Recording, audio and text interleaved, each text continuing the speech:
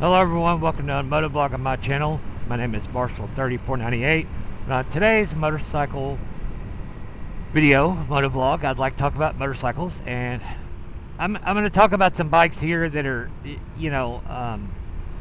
or this video is going to be kind of going over the plus and minuses of one particular bike.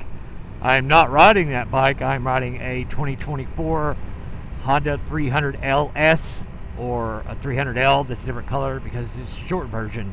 It's got gray and orange on it, and it's not a KTM. Trust me, it's a Honda. It's just not red. But I digress. So I feel like the bike that I'm going to speak about today, or the adventure bike, is a middleweight adventure bike that someone would very possibly maybe move up to, or be an addition to this bike that I'm riding, a dual sport, whether that be a smaller dual sport like this, or a bigger one like, a DR650 or a DRZ400. I feel like you could have, you could ride one of these bikes that I'm riding for a year or two, and then you either gonna want to make an addition to, or you want to move up to a middleweight adventure bike. Now, there are a ton. I think last time I checked, there's something like 16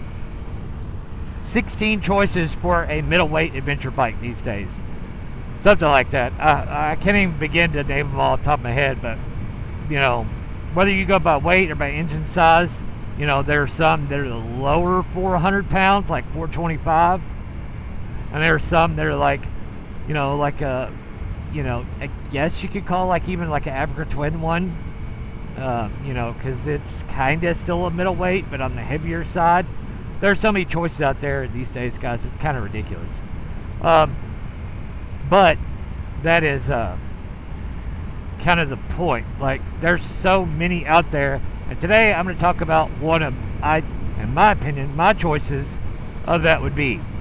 And that would be, to me, a really good choice for that would be a Yamaha Tenere 700. But I do, I was going to turn down that road, but I have a car glued to me at the moment. Oh well.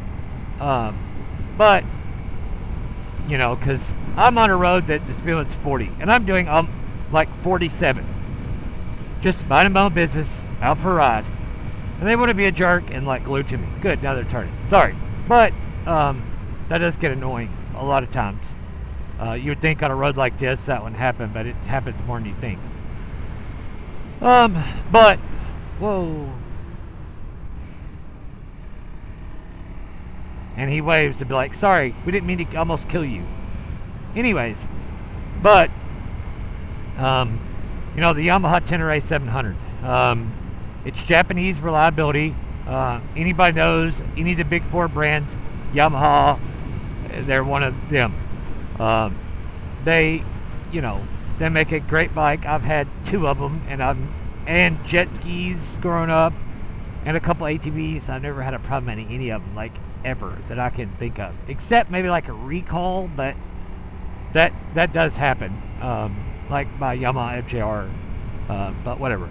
Anyways, but the Tenere, I think it's probably, of all the Japanese middleweights, it's probably the best choice for a 50-50 bike, because it has enough power to be entertaining and to do some road work. Like if you had to get on the interstate and ride an hour and a half, it wouldn't be the most comfortable, it wouldn't be the fastest, but it would do it. The wind protection is kind of minimal-ish compared to some, because, it's kind of more rally inspired kind of front cowl dash windshield area. So it's kind of minimal, but it would work in a pinch. You're not going to be, like Goldwing comfort. None of these ADV or dual sport bikes are that. That's just not what they're designed for.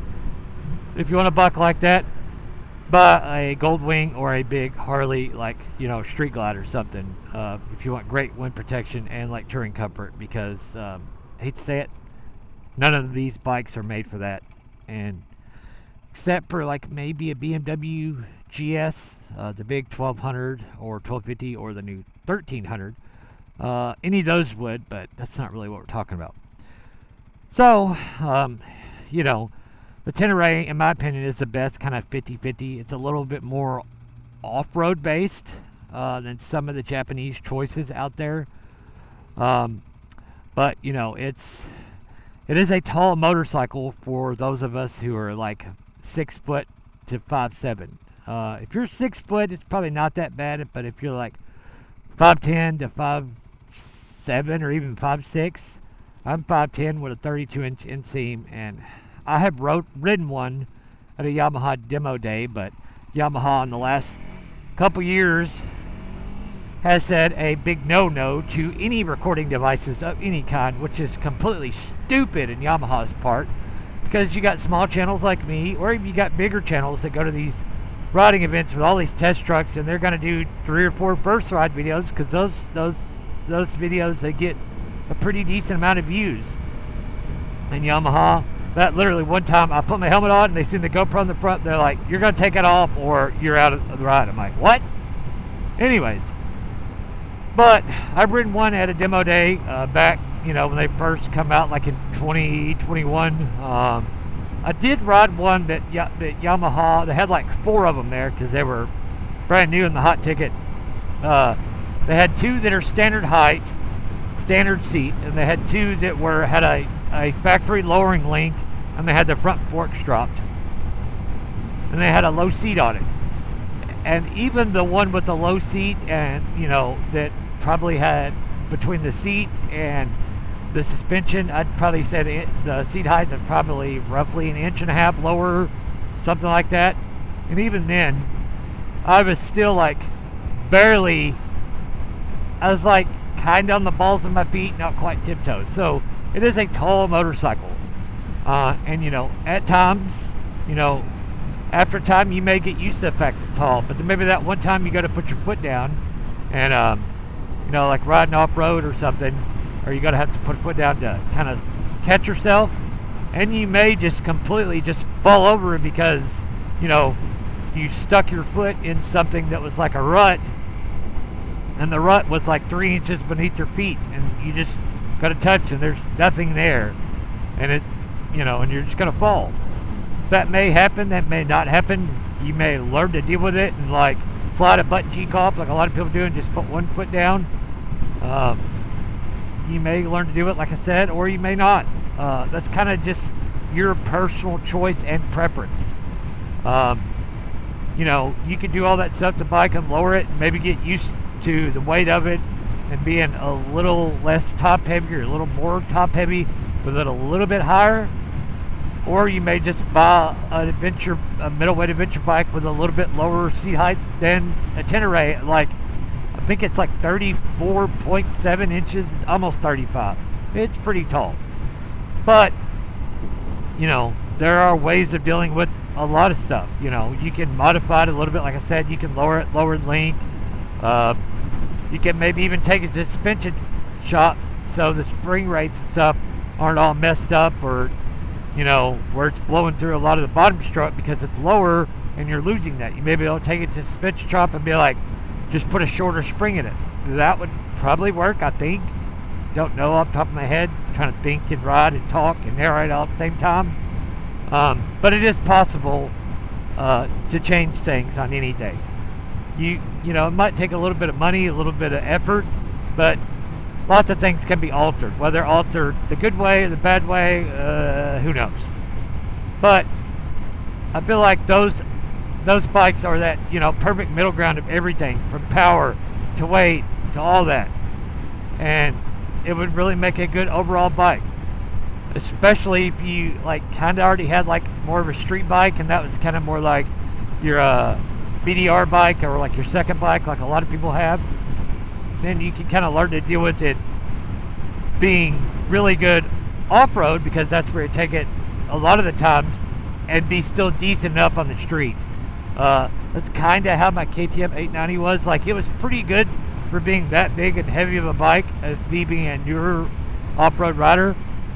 The couple times I did take it off-road, unfortunately I did not film that because there would be lots of curse words and me huffing, you know, out of breath and getting my butt kicked by it. But, you know, it is what it is. So, like, if you can live with the fact the bike's a little heavier, a little taller, maybe the Yamaha's a great choice. Or you just modify it and learn to deal with your suspension is now somewhat limited because of it being lower for you. I don't know. Kind of a crapshoot. But that's about all I got on today's motovlog, guys. If you've not already done so, please like, share, and subscribe, and leave a comment down below. Ride safe and have fun. We'll see you on the next one. See ya.